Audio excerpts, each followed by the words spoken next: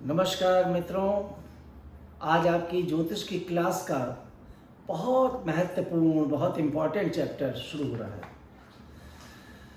अब देखिए, ज्योतिष में इम्पोर्टेंट तो सारे चैप्टर होते हैं, पर इस चैप्टर को मैंने इम्पोर्टेंट इसलिए बताया क्योंकि आज मैं आप लोगों को जो 7वां अध्याय पढ़ाने जा रहा हूँ, इसमें आप अपनी खुद की राशि क्या है, क्योंकि इसके बारे में जानकारी प्राप्त करेंगे, और लग्न क्या है और राशि क्या है। आपका खुद को आज पहला समझ लीजिए, सीखना है आपको कि आप अपना पहले स्वयं देखिए कि आपकी राशि क्या है और लग्न क्या है।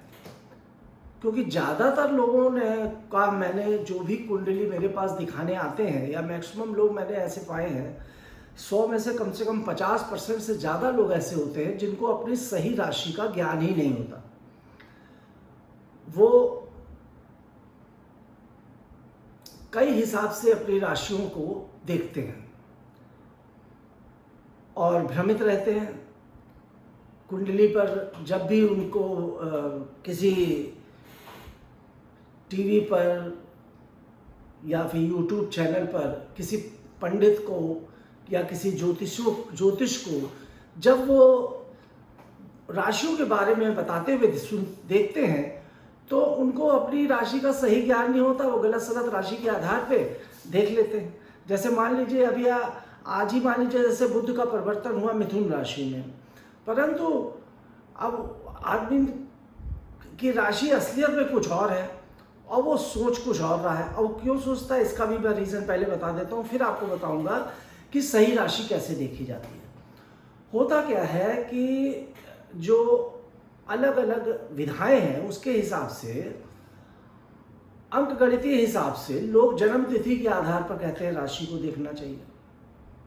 अलग अलग लोगों के मत भी हैं। अब राशि डेट ऑफ बर्थ के हिसाब से अगर देखेंगे तो मान लीजिए मेरी राशि, मेरा जन्म जो हुआ है वो नवंबर के माह में हुआ है।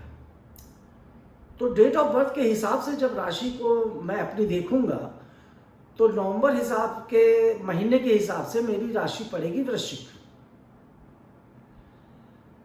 ठीक, तो एक राशि मेरी हो गई डेट ऑफ बर्थ से अगर वृश्चिक।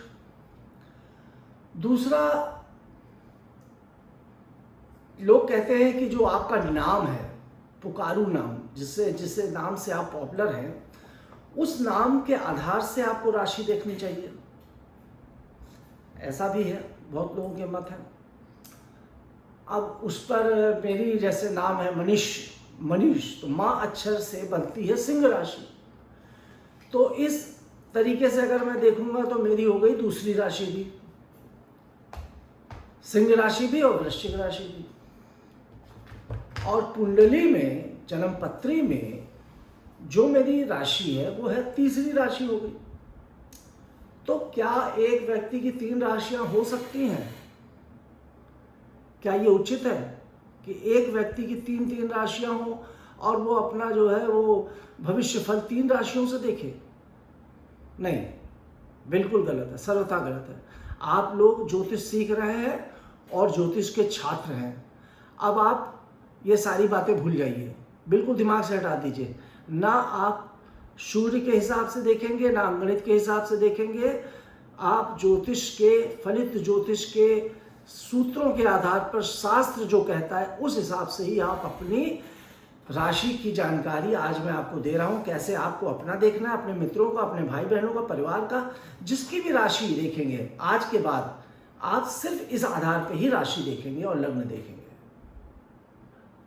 और फिर आप उसके बाद देखिएगा, जब आप को कोई ज्योतिषी बताता है या खुद भी आप कल को गणना करना सीख जाएंगे और ज्योतिषी बन जाएंगे, तो आपको लगेगा हाँ, मैंने अब अपनी राशि के अनुसार अपना भविष्य जाना तो बिल्कुल सही निकल रहा है।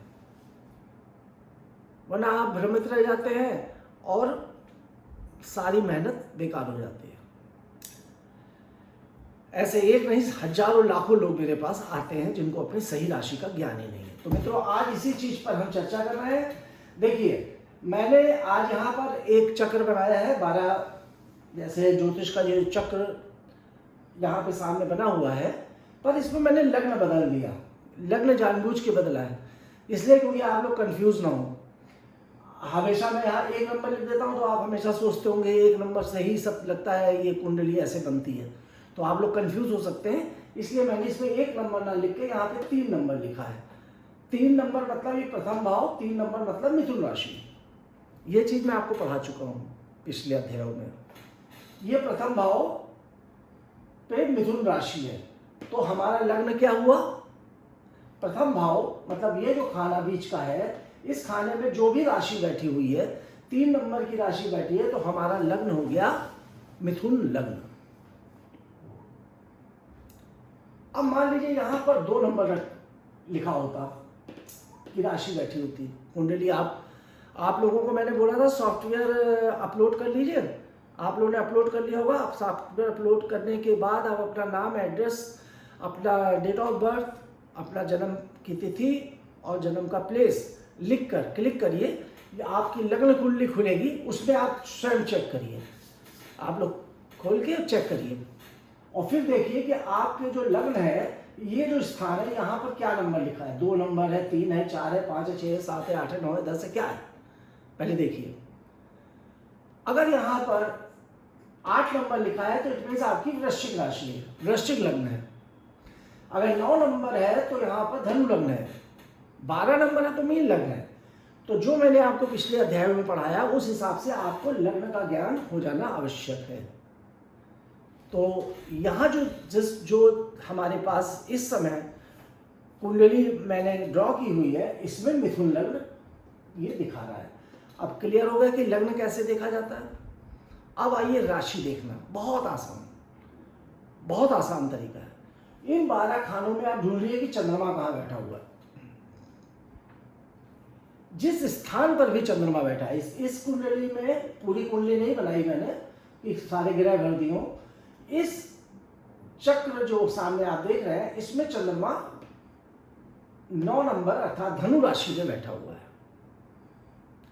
इट मीन्स इस जातक का जन्म की जो राशि है वो धनु है। चंद्रमा जिस भी स्थान पर बैठा होगा, आप लिख लीजिए, इसको नोट कर लीजिए, जिस स्थान पर भी चंद्रमा बैठा होगा, जिस भाव में भी बैठा होगा, अगर वो प्रथम स्थान पर है, द्वितीय, तृतीय, चतुर्थ, किसी भी स्थान पर बैठा है, वहां पर जो भी राशि होगी वो राशि ही व्यक्ति की राशि होगी। क्लियर? तो आज आप ये समझ गए होंगे, पहला ये देखना समझ गए कि आपका लग्न क्या है, और दूसरा आप आज ये समझ गए कि आपकी राशि क्या है। और इसी तरीके से आप अपने मित्रों की, अपने दोस्तों की लग्न और राशि उनको बताना समझ गए हैं। अगर आपसे कोई आपका दोस्त पूछता है, आप ज्योतिष की पहली सीढ़ी सीख गए, अगर कोई पूछता है कि भाई मेरा जरा लग्न बता दो क्या है और मेरी राशि क्या है, तो आप मेरे इस जो छोटा सा सूत्र है, इसके आधार पर उसको अपना लग्न और राशि बता सकते हैं। इसी के साथ इस अध्याय को यहीं ख़त्म कर रहा हूँ। अगले अध्याय में फिर आता हूँ नए विषय को लेकर।